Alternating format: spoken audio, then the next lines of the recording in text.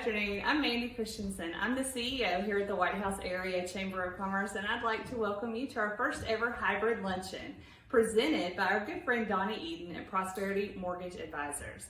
We're being joined virtually by Mike Keith, the voice of the Titans, and we have guests in the auditorium that are enjoying a delicious lunch from Cafe 31. I'm going to tell you a little bit about what we have coming up here at the White House Area Chamber of Commerce in the next couple of weeks. We're excited to be having our Power Hours in person again. That is a casual networking lunch if you've never attended. Our next one is September 8th at Uncle John's American Diner. We'd love to have you there. It's Dutch Treat. Everybody comes, does a little bit of networking, and tells us a little bit about their business. We're working on our first ever joint community golf scramble presented by the Farmers Bank. This golf tournament will benefit the White House Rotary Club and the White House Area Chamber of Commerce. We have teams of 4 available. And we also are looking for goodie bag stuffers, hole sponsors, and prizes for the golf teams. This is going to be on September 12th at the Legacy Golf Club in Springfield. We're working on Discover White House again this year. We had to change it because in April, obviously, things were shut down. But we are going to have it at the City Hall complex on Saturday, October 3rd. It's going to look a lot different, but we're still going to have a lot of great activities, events. Our friends at the Farmers Bank are helping us put that event on. We have booth space available. We're partnering with the White House Police and Fire Department to host Safety Day as well. We'll have lots of fun activities for families. And of course, we'll practice our safe social distancing and follow all the guidelines that are in place at that time. But we welcome you and your friends and family to come out and join us and to discover White House. If you're a vendor that would like to participate, we have space available. Give us a call at the Chamber or check our website at whitehousechamber.org.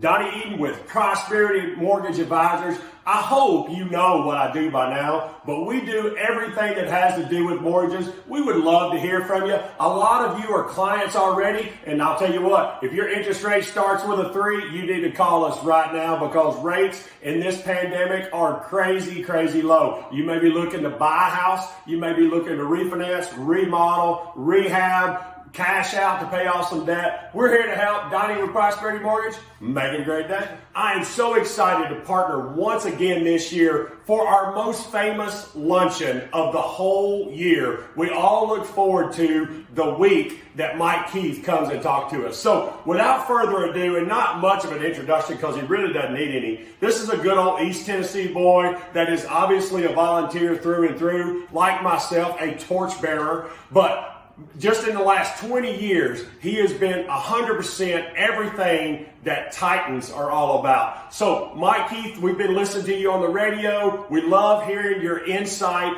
before the season starts. Everybody welcome Mike Keith. Magical season to this point. If they do, they need it now. Christie kicks it high and short. Going to be fielded by Lorenzo Neal at the 25. Pitches it back to Wycheck. He throws it across the field to Dyson. He's got something. 30, He's 40, got something. 50, He's got it. 40, He's got it. 20, 10. He's got it. End zone. Touchdown Titans. There are no flags on the field. It's a miracle. Tennessee has pulled a miracle. A miracle for the Titans. Frank Wycheck threw another pass.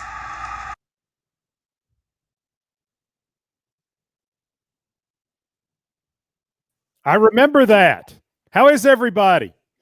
It is great to be with you, and let me kind of tell you what's going on. The Titans have just finished a football practice. For the 4th time since the week of the AFC Championship game, we have been able to see an actual football practice. And so I've just come from St. Thomas Sports Park down the street. We have office space with the Rogers Group. And so I'm here, and at this point, I'm able to be in what is a conference room talking to you via Zoom and or whatever we're using. I apologize if I don't know all of the technology, but this has been our life, for the past 6 months, and I think for us, it's going to continue with a lot of what we do as far as our broadcasts. We're going to continue to have the opportunity to broadcast our Titans radio shows remotely because we cannot get back in the studios at Cumulus Media yet. Our studio at St. Thomas Sports Park, just a few yards down the street, is still not fully available to us. We are able to go in some areas of it, but not totally. At this point, I'm not able to work out of my office. We're hopeful that that's going to change, that we will have the availability to go back into our offices. But right now, everything we are focused on is just getting our football team 27 days from now to the season opener at Denver. So everything that is being done at our facility is about players and coaches and people directly related to football staff. People like me are obviously not essential. We're not as necessary. And so we're able to work out of our houses. We're able to work in a conference room down the street. But we're also having to wear the masks, maintain the social distancing, and go through all of the procedures of safety that we possibly can in terms of being near anybody that could be involved with the football team. There are various tiers that we work under by NFL rules. Players are obviously tier 1. People on the direct football staff are in that tier. People who work with the players and coaches are tier 2. And then the rest of us are tier 3. And so at this point, just playing it safe, staying away, trying to know where everybody is and keep everybody safe, and trying to keep our players and coaches as healthy as we possibly can. That's really what this is all about. Unlike the NBA and the NHL, we are not in a bubble. That's really not realistic for us because of the fact that we have to go through our season and our ramp up to the season, which is much longer, and B, because we have so many more players and so many more coaches. And so there's really no way for us to keep everybody in one place and do it that way. So the goal is to create an ecosystem where the people who are most essential stay separated from those who still have jobs to do but are not as essential, and be able to trace anything that comes in and out.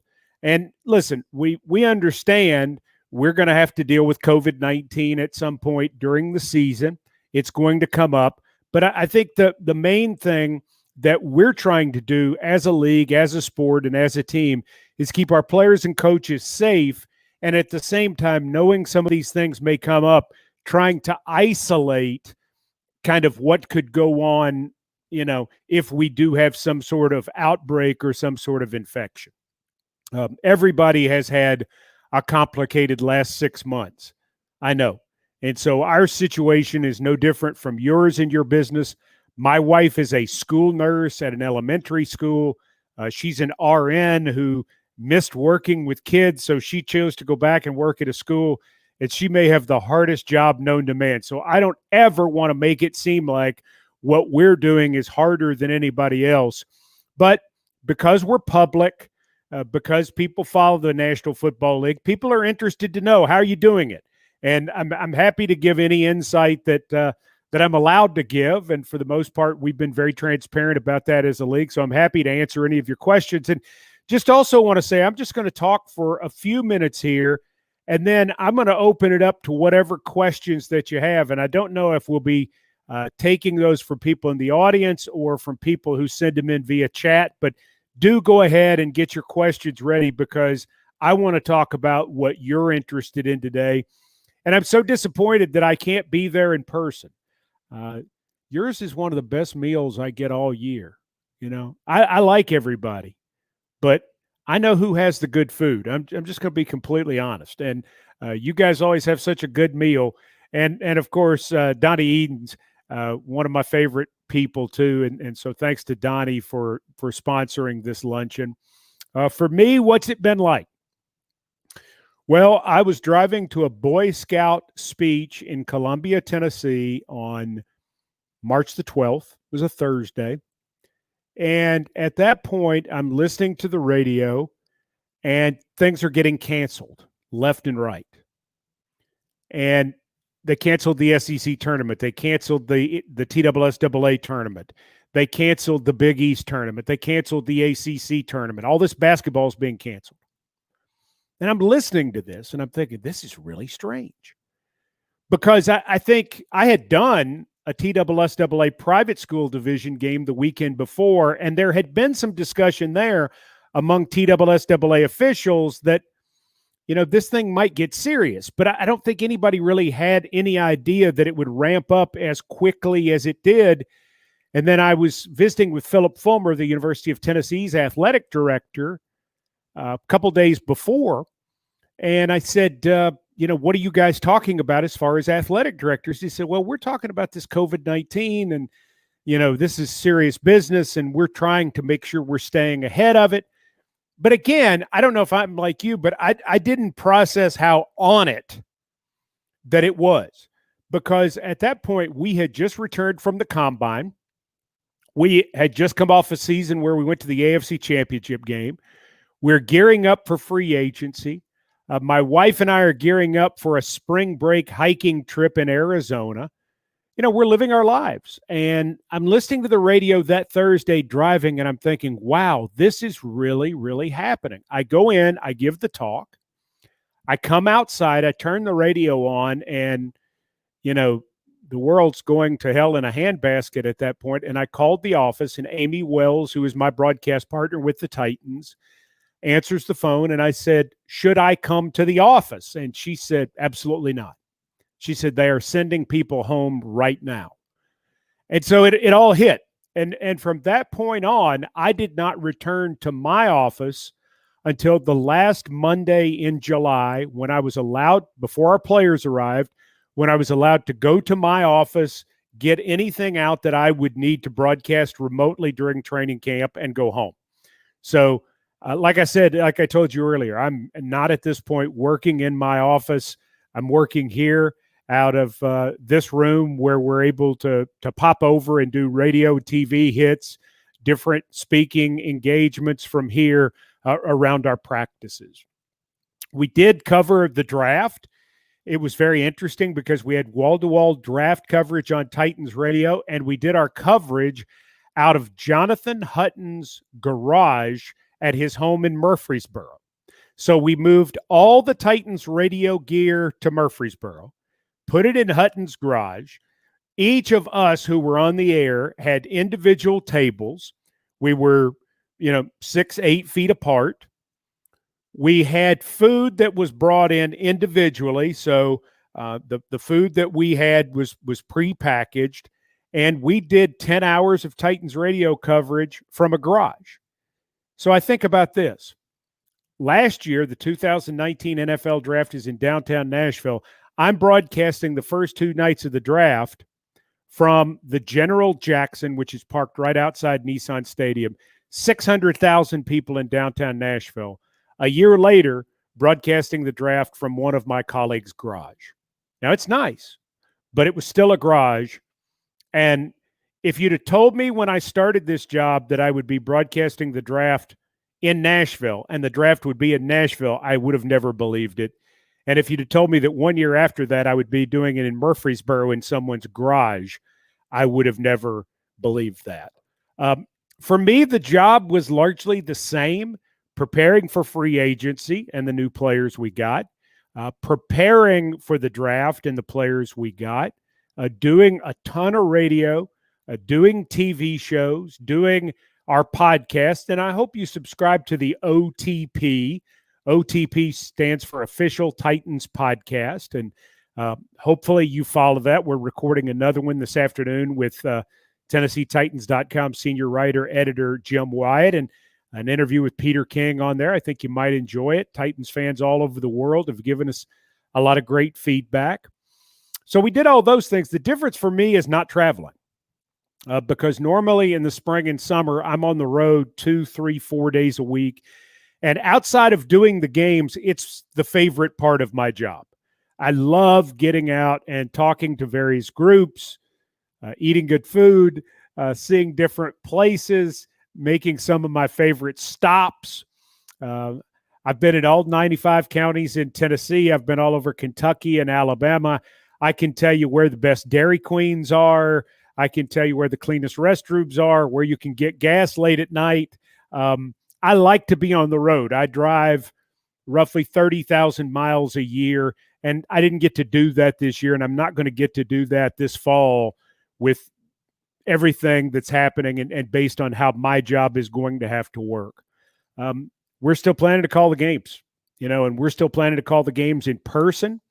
How we travel, do I travel with the team or do I travel separately? That's to be determined. The league has put most of its energy in getting us to this point in training camp, and our team has spent most of its energy figuring out how the year is going to work, largely from the fan standpoint. And if you did not have a chance to hear the news at Mayor Cooper's news conference this morning in Nashville, we are not going to have fans in Nissan Stadium for the first game of the season, which is September the 20th against Jacksonville. And the rationale behind that is quite simple. Nashville is still over where it needs to be in terms of cases. They are making progress in some areas. In other areas, it is staying the same. We have a fight on our hands in Davidson County, and the Titans have been working very closely with the mayor's office, with the public health folks, and in discussing it, nobody felt like it was a good idea to put pressure on resources by having fans there for the first game. And also, the fact of the matter is, if you're encouraging people to stay safe, then a gathering of however many thousand people together sort of flies in the face of that news, of that admonition, of that request of people. And so we want to be good corporate citizens. We want to help stop this thing. And, we're saying to people is mask up if you want to tighten up, because we want people to be smart, to be healthy, and we want to be able to play in front of fans, hopefully in October. We have 3 straight home games to begin October, the 4th, the 11th, and the 18th. And our goal after not having fans for Jacksonville would be to have fans present at those 3 home games. But, things are going to have to get better.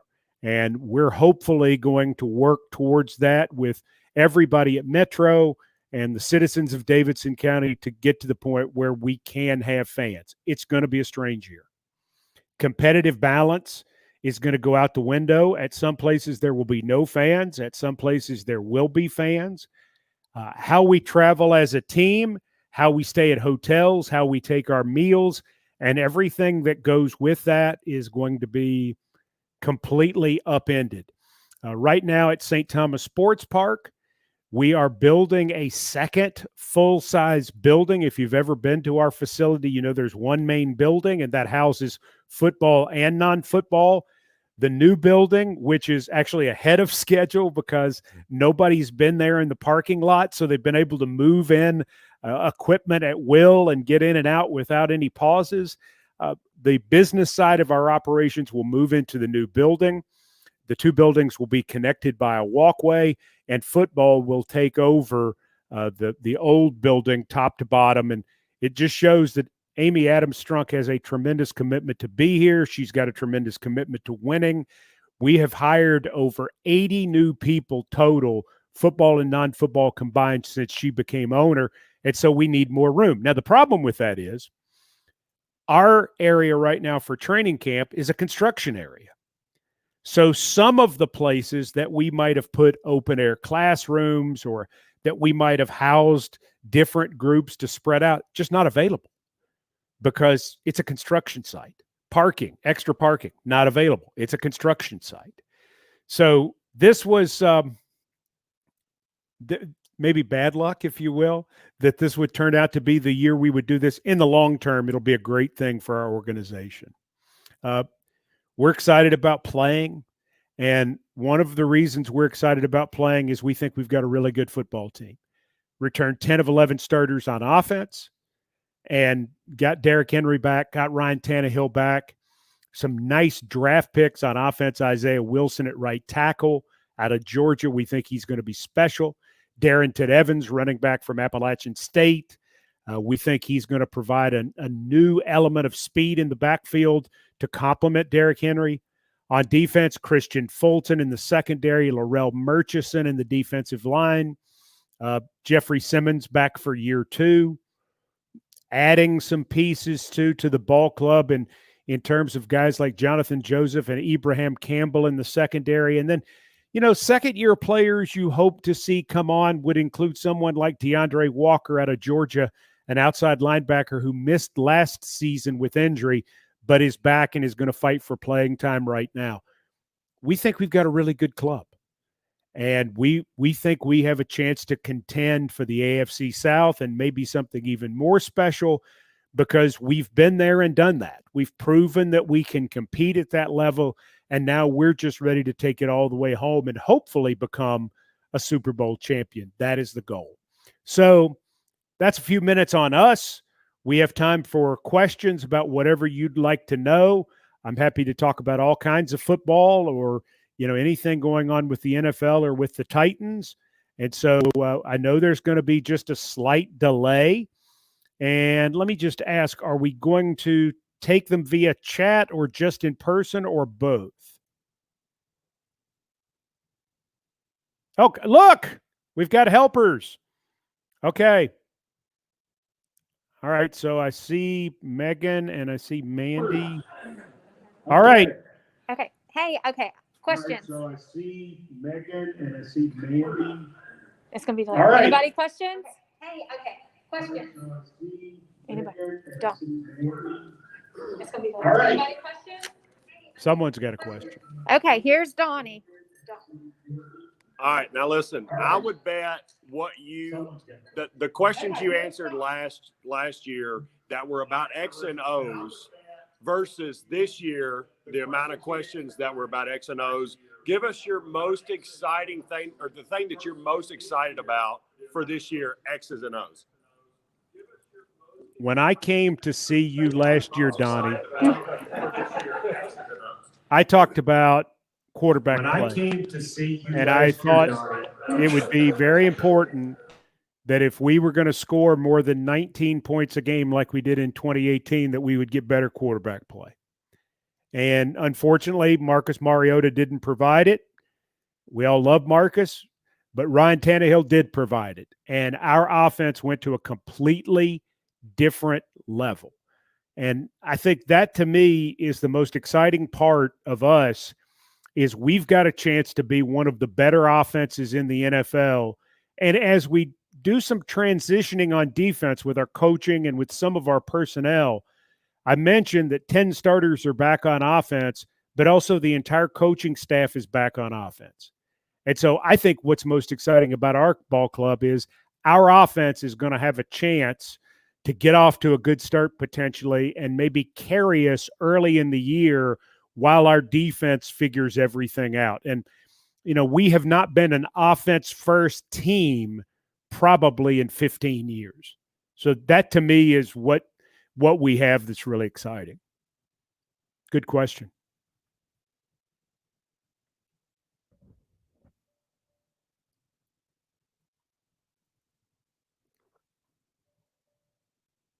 Anybody else? Questions? Anybody? Yes. Okay, we got one. Hang on. Bear with me. Sure. Anybody else? I see. Okay, go ahead. What about kicking game, Tucker? Has he performed this week? I know it's only been 4 or 5 days, but kicking game, I think, is a vital part that maybe we we stunk it up last year. Yeah. Well, I wasn't going to say that, but yeah. I mean, listen, I bet White House High School was better than 8 of 18 on field goals. 8 of 18 on field goals was historically bad. I mean, literally in the modern era, one of, if not the worst years that we've ever seen in the league. And we have to fix that. Greg Joseph is going to be the leader in the clubhouse right now. He finished the year as our kicker. Like him a lot. Tucker McCann is the rookie from Missouri. Bigger leg, not as accurate. Do you want to trust it to a rookie playing on Monday Night Football to begin the season in Denver in 27 days? I don't know. There are other kickers that are out there too. Would not shock me if they brought somebody in. If they if they got to the point where they thought, okay, let's just take a look. But I think Greg Joseph probably ends up with the job and probably does a very good job. He is probably exactly what we need right now in terms of consistency. But yeah, last year, for the whole year, and there were some things. I mean, the Ryan Suckup injury thing was so bizarre because he has a minor surgery. It doesn't seem like it's going to be a big deal. It turns out to be a big deal. He comes back, looks like he's fine, and then he's not. And I mean, it was like the old hee-haw line. If it weren't for bad luck, I'd have no luck at all. Gloom, despair, and agony on me. We had gloom, despair, and agony when it came to the kicking game a year ago. And, it just wasn't. Ryan Suckup's a good kicker, and he did a great job for us, and I in no way want to disparage him. He went through some things physically that were just simply bizarre. He went through some things physically that were just simply bizarre. Okay. Anybody else? Final question? Wait, tap. Hang on, coming. Okay. Can't believe I haven't gotten a college football question. What about Jonnu Smith? Is he ready to become an elite tight end along the lines of Kelsey? Jonnu Smith is ready to become an elite tight end. He is off to a great start in practice. He is in fantastic shape. He is running really well. Somebody said, has he gained weight? And it's like, no, he's just gotten more cut, which is hard to believe. But his blocking, his pass catching ability, he's really a complete player. He's one of our hardest working players. I think Jonnu is a Titan that takes a major step this year. I think Jonnu's one of those players. I think Adam Humphries is one of those players who takes a big step. I think our right guard, second-year man, Nate Davis, takes a big step. On defense, I think Jeffrey Simmons takes a big step. Really excited to have a chance to see him. And I think in the secondary, Adoree Jackson takes a big step and I think he becomes an elite corner. I really believe that. I think he's going to be that kind of good. But Jonnu is in that conversation, and one of my favorite guys on this football team, one of the better people in our organization, and an incredible talent.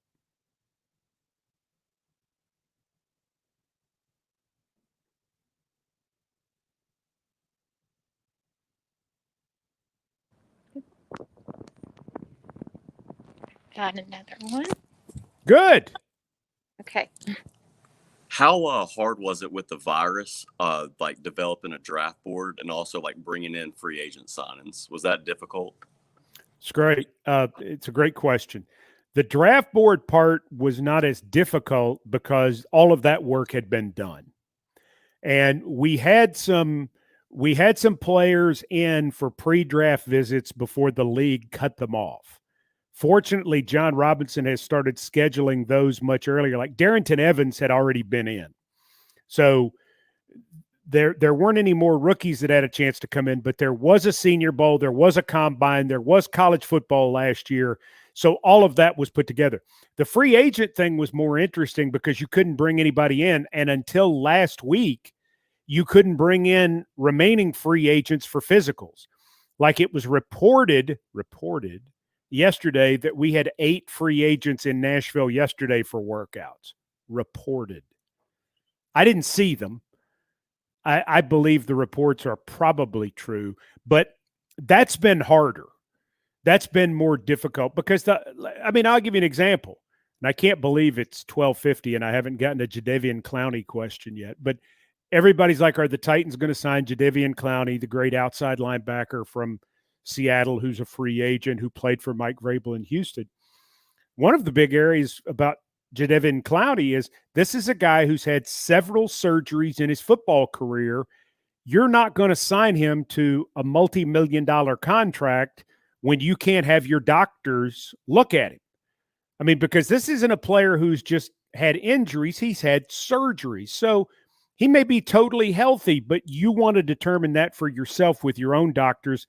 Until just recently, players haven't had a chance to come in for those purposes. And that really has slowed the free agent process, which means that some of the free agency may actually continue on into September. You may have some good veteran names out there Labor Day who are wanting to wait for the right fit, and in some cases maybe aren't ready to travel themselves. There are some guys who are just saying, I can stay here and work out, and I'm not ready to get out and get on the road.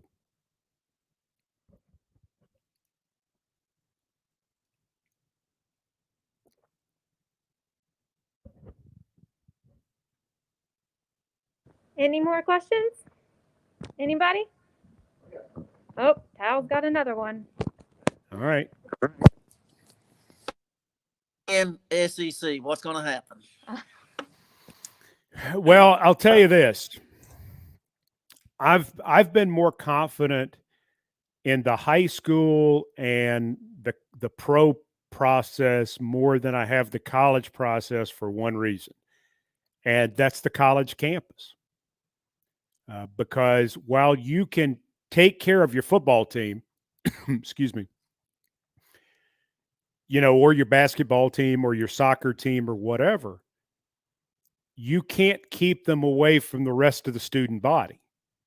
And my son attends the University of North Carolina, and you may have seen their student newspaper yesterday after they had 4 major outbreaks, and they have now gone back to online classes. The University of Notre Dame has a lot of problems with some of the same things. And again, it's not the athletes. It's the athletic departments are doing a good job. And you're not going to be, it's just like the NFL. You're not going to be able to keep everybody from contracting COVID-19. It's going to happen in certain cases. What you want to do is you want to mitigate the risk, and then you want to minimize the damage if it happens. And so I think for colleges, with like if little Jimmy goes to UT and he lives in Franklin and he comes home this weekend from UT, I mean, you don't know where he goes around here, who he runs around with, and then he goes back to the Carrick dorm. Well, I mean, what happens? Does he come in contact with somebody? Having people come to the campuses on game day weekends is something that I think makes a lot of people nervous. I'm hoping they're going to find a way to play. I really am, because I'll tell you this, as a football fan and as an SEC fan, I don't know what I'm going to do without college football if they can't play. But also, it's not good for the NFL if they don't play. It's much better for the NFL if we have football on Saturdays so we can continue to develop and to evaluate players. I mean, it's good for business all the way around. The college campus thing has always scared me. What happened at North Carolina, what's happened at Notre Dame, what's happened at some other schools, it just scares me because a lot of times 18 to 22-year-olds aren't very smart.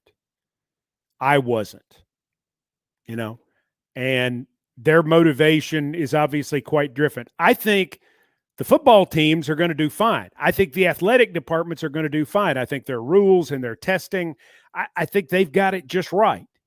The problem is they can't control everything else that goes on in their setting.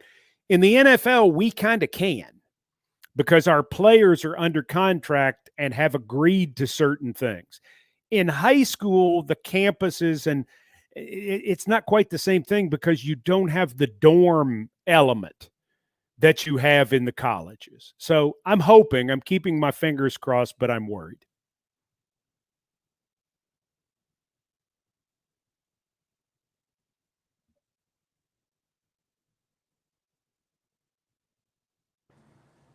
Anybody? Raise your hand high. Okay. I think we're good on questions. Well, let me just conclude with this. Thank you again for making this happen and for allowing me to be with you in this way. And I apologize I'm not there. I hope you understand why I'm not, but I apologize. And if you're a season ticket member and you have any question about the announcement this morning about September and the Jacksonville game and us not having fans and what it means to you. They have advised us to advise you to call 615-565-4200,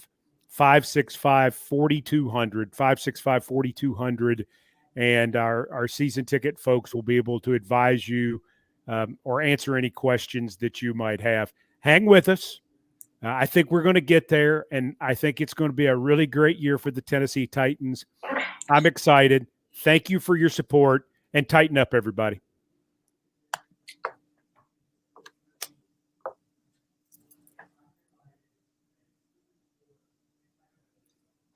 Thank you so much, Mike, for joining us. We appreciate you so much. We want to thank Donnie Eden again with Prosperity Mortgage Advisors for sponsoring today's event, and all of the guests that joined us in the auditorium for lunch from Cafe 31. We are going to put you back on the calendar for next August because we know that we're going to be back to normal and you will be here in White House with us. So thank you so much, and go Titans. Thank you.